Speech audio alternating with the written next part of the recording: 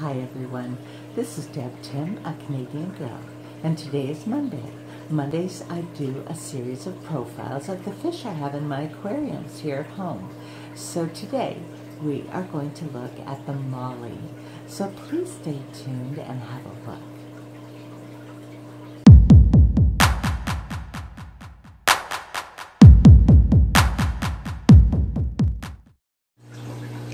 The molly is a very common and adored community fish. They are of the Poecilia genus. These popular fish can be found in freshwater, streams, in coastal areas where estuaries and rivers dump into the ocean, creating brackish water conditions, and even found in full marine waters all throughout Central America and Mexico. Mollies are similar in appearance to their cousins the platies and swordtails, although they tend to be a little larger and a little more aggressive. Mollies are highly adaptable and really don't have a defined habitat that they prefer. These beauties are a little more demanding than most aquarists assume. There are a few things that are a must for your mollies to thrive. They need excellent water change routines in place. It's imperative they have clean water.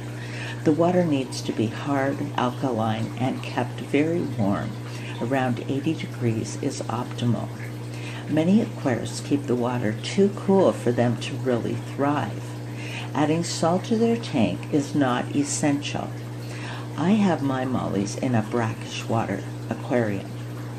The level of salt for mollies is not important, as they can comfortably live in fresh to full salt water. Keeping the pH and hardness levels to where they should be using a marine salt is very effective. Aquarium salt is considered better than nothing, but it doesn't contain anything to harden the water. Aquarists who do add marine salt are pretty much guaranteeing the proper water quality preferred by mollies without having to fuss with pH buffering agents or water hardening products. In freshwater, mollies are highly susceptible to disease. Mollies that are kept in brackish or marine tanks are very unlikely to get infected with parasites, as few, if any, have been able to survive in these water conditions.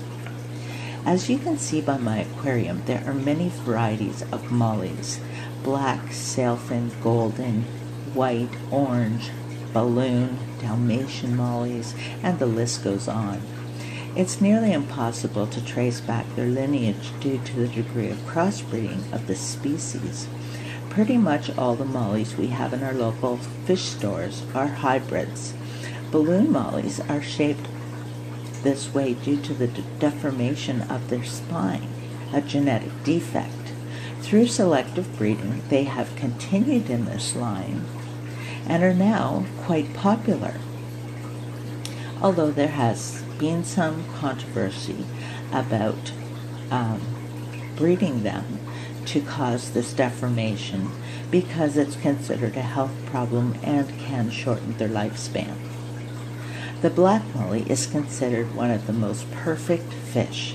Its striking black coloration holds its own against many brightly colored fish, making a great tank mate for platies and swordtails.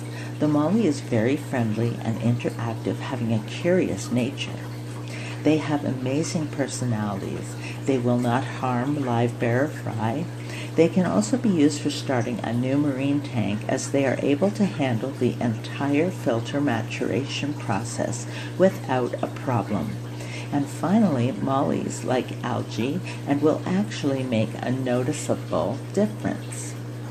Mollies are herbivores. Their bodies are designed for grazing rather than gorging. Having a long digestive tract, they can consume harder to digest, low protein content food, as their bodies take the time for their digestive enzymes to do their job in processing the food they have eaten. Their diet should include a vegetable-based flake food, algae wafers, soft fresh vegetables. Bloodworms make a good treat, but should not be given more than a couple times a week. Having a veggie-dense diet will promote health and large broods. Now, breeding mollies are relatively easy if they are fed well, kept nice and warm, and stress-free. Confining a female to a breeding trap is a surefire way to stress her out, possibly even causing her to abort her babies. In a small aquarium, it's wise to remove the male as soon as you realize the female is pregnant. The male will keep attempting to breed with her, causing her unnecessary stress. Just before the fry are born, there's usually a noticeably dark spot at her vent. The size of brood can vary, and gestation is approximately 1 month. The larger the female, the larger the broods. Some have reported over 100 fry. My black molly has had 2 broods now. The first one was over 60 fry, and this last brood I stopped counting at 80. Mollies have no paternal sense toward their young. I remove my female when she's due to have her babies. Once she's finished, I put her back in the community and keep her babies in a playpen, feeding them up to 6 times a day. They grow very quickly and need to graze constantly. Giving them some floating plants to hide in gives them a sense of security. I also toss in an algae wafer once a day, and believe it or not, the babies will have that algae wafer consumed in a good 10 hours. Mollies, being such wonderfully adaptive fish, fit well into many setups, but they are unique and entertaining and would be just as enjoyable in a tank all to themselves. So until next time, this is Deb Ting signing out. Thank you so much for watching. I wish you a wonderful week ahead, and I'll be talking to you soon.